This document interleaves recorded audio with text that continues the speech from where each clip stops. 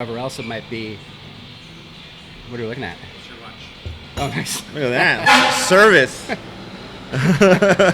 What's up, guys? Today on the VC Brewery Show, we talk with Alizia from Tarantula Hill Brewing Company in Thousand Oaks, California. They have coffee, they have ice cream, they have pizza, and they also have really good beer. So, enjoy the show. Alizia. Yes, sir. Tarantula Hill Brewing Company, Thousand Oaks, California. Thanks for having me. We have this is your preferred beer? This is what you go to right now? That is one of our newer beers. It's called Cali Nights. It's a black IPA. Mm-hmm. So I'm super intrigued by it right now. I think it's like really well balanced. So it's currently my go-to beer. Awesome. I've been here before, did a previous interview, had a tour of the Brewhouse. It's big, it's well put together, well thought out.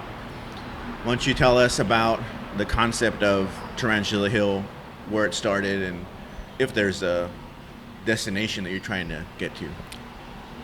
Well, it started, I was approached about this spot to see if we wanted to open a brewery in here.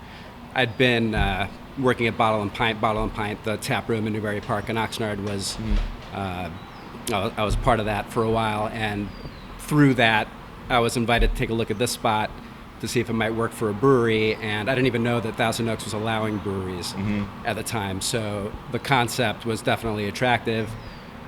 Made a big rush, talked to everybody I knew to see if this was something we could put together. Hooked up with my COO, John Edney, who makes our ice cream, and he and I went to high school together, and kind of came up with this plan of creating a space that's got more than just beer, but ice cream, pizza, and some other things to kind of appeal to a broader audience. What year was that? That was 2018. Yeah. And how long after the concept did, I guess, you break ground, and did you open?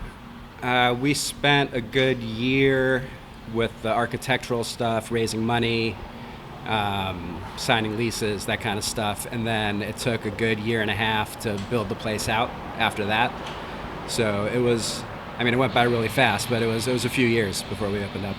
Awesome. So that's the 5-barrel brew house.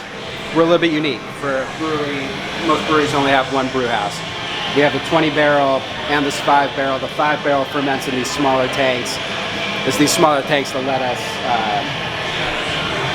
try so much fun stuff. Yeah. It's harder to justify making a 20-barrel experimental beer as it is a 5-barrel. So we recently, the brewers have really pushed trying to get new stuff out there. We're experimenting with all kinds of stuff. The Pilsners in here, the black IPA, sour beers in here. All the new fun stuff we try, we do here first. Right. Inside, you definitely have brought some Bottle and Pint-esque things. Your board is not only your beer, but other people's beer. Yeah. And you think that's important to have not only variety in yours, but variety of breweries in general? Well, it was by necessity at first. When we were able to open up before we were able to brew beer. So for the first few weeks, all we had were guest taps. So at that point, it was almost an exact copy of Bottle and Pint, except for we had our own food. But it was all guest beers for a few weeks. We have so many tap handles that, it's. I don't think we're ever going to have 30 of our own beers on tap at once. Right. So it's either a choice of don't do any guest beers at that point and just have our own, or keep doing the guest beers. I'm used to it. I like beers from other breweries as well. I think letting people have to be able to compare another great brewery's beer with ours is something that we're interested in. So we decided to keep it. It's been changing. It's turned into a situation where we like to have a guest brewery every couple weeks come in, and we'll feature one guest brewery. This whole month we're featuring Juneshine, the kombucha. Yeah. But we've featured Virgin Beer Company, Moxa, Topa Topa, a few others already, and we'll continue to do that. So it was actually good for you to have that Bottle and Pint experience. It bridged the gap from when you had to open to. Yeah. Right.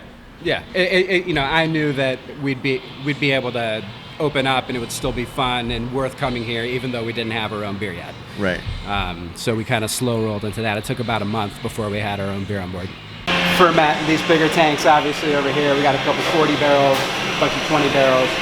the 20-barrel bright tanks over there that feed directly into the cold box. So the first 5 lines that we have are coming straight from the bright tanks. Recent expansion with these 40 barrels over here. It's a little bit of a mess back here right now. Yeah, well, you got to work, man. Yeah.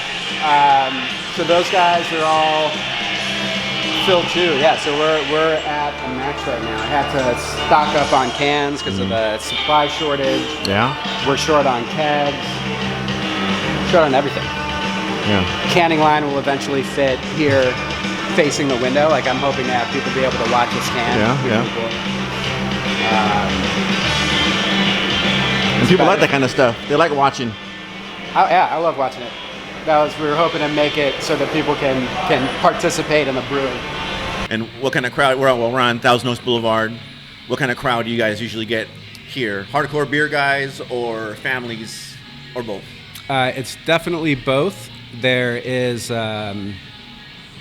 for sure, there's a huge family component. This is a huge place, and people want to be here just to be on the patio, and maybe they don't like beer. So, we get a lot of people that are here just to be here for the food or the ice cream or whatever it might be. Those people tend to order the blonde. Our blonde is our best-selling beer, I think partially because of that. It appeals to a really wide audience. Right.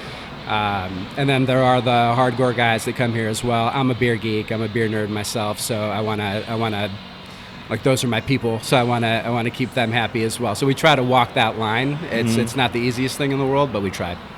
And speaking of beer people, early 2020, you hosted the Romancing the Beer homebrew competition here. I was here judging in the back. Oh, nice. So is that important for the brewery to give back to the beer community in that way? Absolutely. We're kind of fortunate that Mike, our brewer, has really good relationships with a lot of the breweries out here, having worked with a lot of the head brewers at a lot of the local breweries. Not a lot, but a few of the local breweries. Yeah. So there's already this, and they like him, thankfully, which is good. They didn't grow tired of him working with him.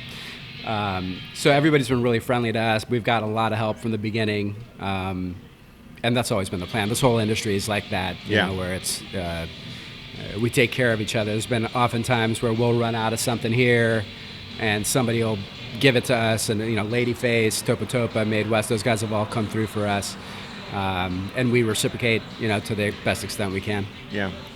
So you have beer. Obviously, you mentioned pizza. You mentioned ice cream. I see coffee. Does the same care in choosing like ingredients and menu in those? You take the same care in those as in your beer? Absolutely. The idea was, like I said, I'm a beer geek, so I wanted the beer to be super premium, the best it could be. Unlike most brewers who don't like the beer review sites, Untapped and whatnot, being from Bottle and Pint, I spent a lot of time on those sites. That way you know what they want, people want. Well, especially locally, right? Because I was selling beer here for 5 years. But I also know the value of having really high-quality beer. And a lot of times places like Bottle and Pint and whoever else it might be. What are you looking at? It's your lunch. Oh, nice. Look at that. Service.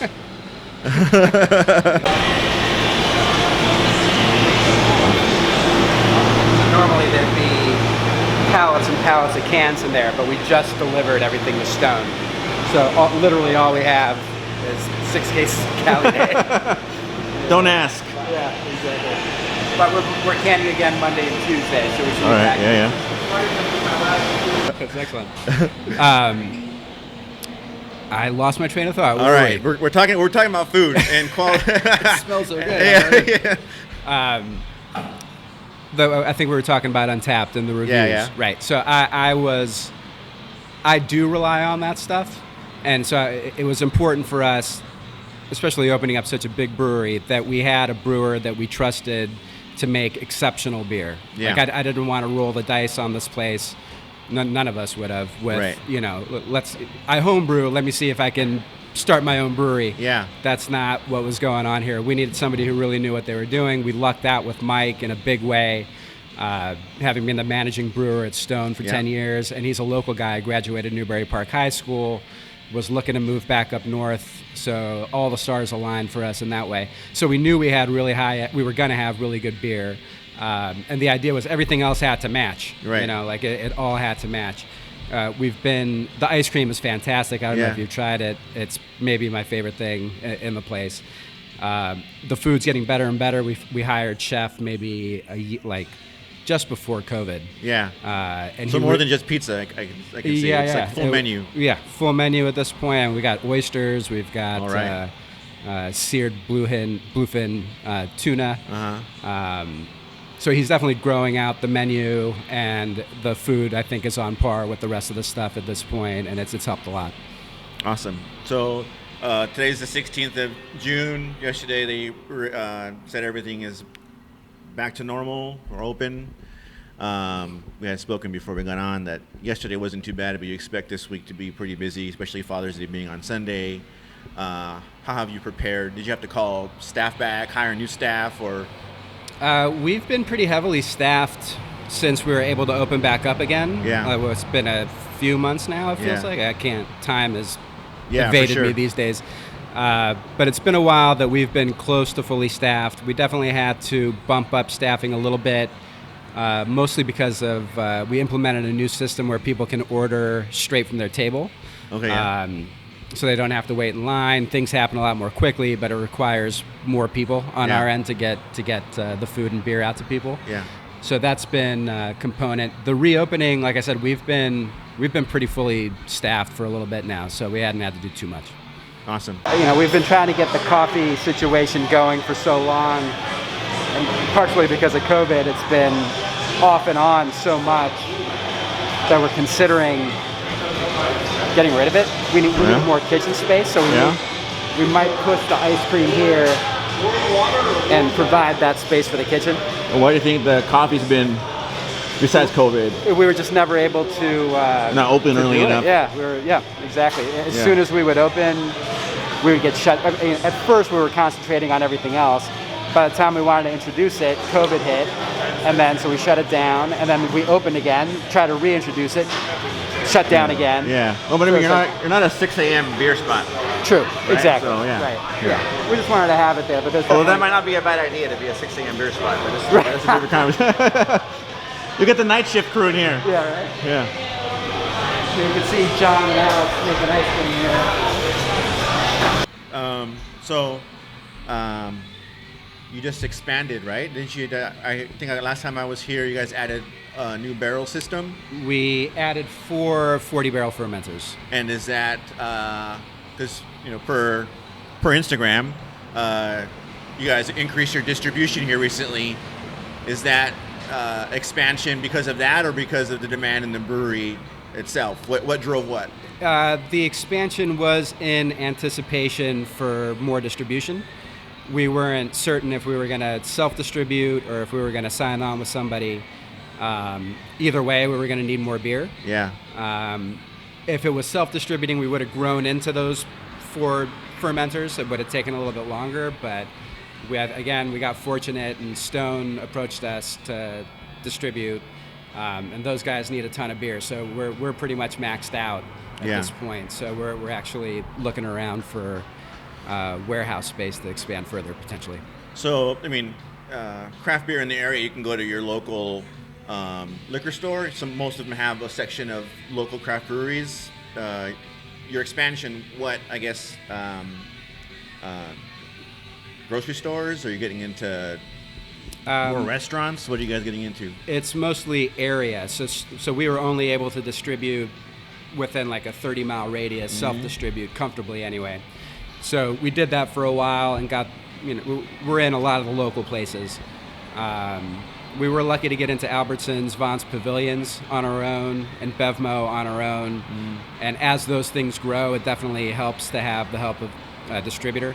Yeah. Because taking care of those guys is a lot. But for the most part, Stone is really going to introduce us to Santa Barbara, LA, Orange County. Yeah. Eventually San Diego. We don't have enough beer for San Diego yet. But hopefully kind of flesh out our presence in LA, Orange County, and Santa Barbara. Awesome. So you can see John and Alex making ice cream here.